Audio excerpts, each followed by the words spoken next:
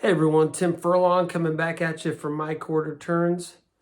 Recently I was in Los Angeles and I got in a conversation with a young musician. And anytime I get in conversations with musicians, I get excited. Many of you know I was a touring musician in my past. Anyway, like a lot of struggling artists, he's, working odd jobs, sharing people's couches, doing what he can to try and keep his dream alive. And what happens when this happens, if you know anyone like this, is there are people around you start to question and start to make, judgments and say, well, gosh, what are you doing? Why are you doing that? And it causes you to doubt yourself. And anyone in any role might have that in their lives, right? You may have that going on right now in whatever job you're in. Somebody's questioning you or asking you if this is right for you. And what I shared with him in that moment is I asked him a question. I said, who do you think that comment was really about? And it took him a second. He didn't really understand.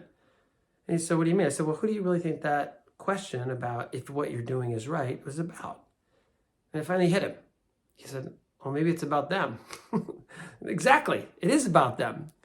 See, a lot of people, when they make these judgments or they make those comments around you, they're really looking at themselves.